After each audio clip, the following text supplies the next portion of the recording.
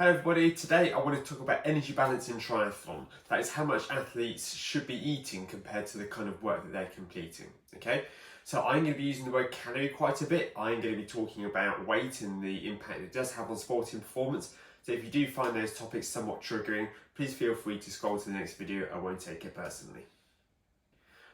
A couple of disclaimers as well. Firstly, I'm not going to be giving you any advice specific to you. I'm not going to be giving you any direct targets. Also, I'm a nutrition coach. I'm not a registered dietitian, so just keep that in mind as well. First thing I want to do is to define what a calorie is. Now, a calorie is something that is seen in our society now as being something that's really bad. We see low calorie this, 0 calorie this. Everything's trying to be as low calorie as possible. Now, the reason for that is that as human beings, calories to us are energy. That is what a calorie is. However, if we have more calories than we burn during a day, our body stores that excess calorie as body fat reserves. Okay, simple physiology that many people understand. The issue is that a lot of people will associate weight loss with exercise and feel they really should be losing loads of weight if they're doing loads of exercise. However, it's a bit of an easy pitfall to fall into. The reason this relationship is more complex than it seems is because an endurance athlete's calorific needs are much higher than the average adults. So if you say an average human male needs about 2,500 calories a day just to keep themselves alive. Adult female needs roughly 2,000. Very much ballpark figures. I'm closer to 1,800 because I'm quite slight. Okay, so these are very rough figures, but it will give you a little bit of context as to other things we talk about. So if we say, we use women for the sake of simplistics, it's a round number, so 2,000. On top of that, that doesn't take into account any exercise that we do around the day. 2,000 assumes that you're spending all day on the couch watching Netflix, not eating anything. So by the time we take into account the movement that we do around the house, we could be looking at another sort of 200 calories quite easily there, anything that isn't specifically exercise. Then we have digestion as well. The digestion of food that we're eating, all of that process, that probably takes around about 100 calories a day for most people. Maybe 50, maybe 100, again, depends on the individual. Then we put exercise on top of that. So we've got, let's say 200 calories a day from non-exercise activity, plus 50 from digestion, plus another, let's say somebody does an interval session that burns 500 calories, and that's the 750 calories a day that person needs just to break even on their calorie requirements. Now, these 2,750 calories, what are they used for? Well, they're used for aerobic function, cardiac function, breathing, heart beating, all of those functions that help keep us alive there. They're also required in an exercise context for fueling our workouts, that is making sure that we have enough energy to complete our workouts, as well as recovering from our workouts, and finally, adapting to our workouts. Okay? So that is when we go to sleep at night and our bodies go, right, we did all this exercise today, time to get stronger. That body needs those reserves of calories to fall back onto, as well as the amino acids from protein. It needs that reservoir to go to help make you a stronger athlete.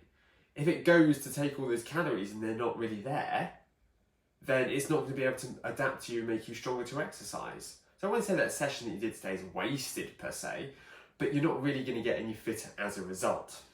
This can cause something of a death spiral for athletes. So what they'll do is they'll start off an exercise program on a Monday.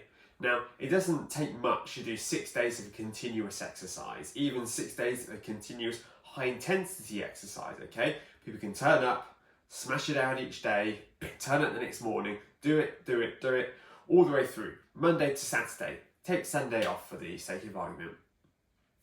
When it comes to Monday morning and the alarm goes off, how much do you think they're going to want to jump out of bed and start another week like that?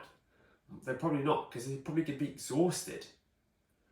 There's a good chance that for a lot of people, they're exhausted after that kind of effort because they didn't eat enough to be able to fuel and recover from those workouts. So they created a huge energy deficit over the course of the week.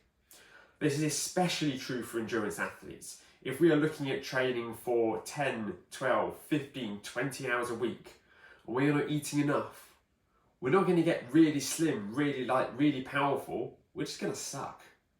We're going to be weak, we're going to be underfueled, we're not going to be getting any fitter, okay? What gives us success in sport is power to weight, okay? If the lightest athlete won everything, you'd be looking at a very different field to professional athletes. Yes, they are quite light, generally speaking. You don't see many professional marathon runners at the Boston Marathon who are 100 kilograms plus. You know, weight does come into it, but what's far, far more important than weight is fitness. So if you gave me a choice of 2 athletes at the start line of an Ironman triathlon, one of whom is 75 kilograms. He's loved the training, okay? He's hit most of the sessions when life didn't get in the way. He's feeling really good, he's excited, he's motivated, he can't wait to get started, okay? He's full of nervous energy, looking forward to getting on that bike, looking forward to starting the run, getting the medal at the end. On the other hand, I have an athlete over here who's 70 kilograms. Now, he lost quite a bit of weight during his training, but as a result, he missed quite a lot of sessions. He's also quite unmotivated because he's so tired. He really struggled to get out of bed in the morning to do his workouts. He just feels like he's going through it as a formality, really.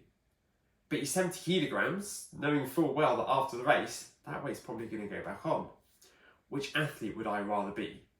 I'd rather be the slightly heavier athlete who's fitter, who is stronger, who's better fueled than somebody who's saved a few kilograms, might be slightly better on the hills. So, what I want you to take away from this is that calories are not your enemy, okay? I know it's very easy to see all the marketing, what you see on social media to make calories seem like the worst thing going, okay? As long as you are not vastly exceeding the amount of calories that you're having in a day, you're probably not going to get into a huge amount of trouble, okay?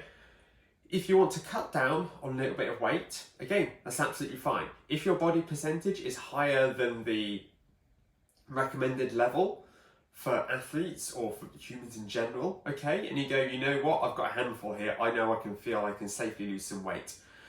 Try to aim for a calorific deficit of about between 100 and 200 calories a day, okay? Any less than 100 calorie a day deficit, and you're within the margin of error there, depending on how honest it is that different brands are and just the accuracy with the calorific information they give.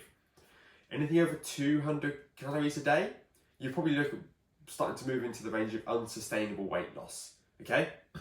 It's a bit like if you have a stomach bug and you spend 3 days on the toilet and you come back and you're 2 kilograms lighter.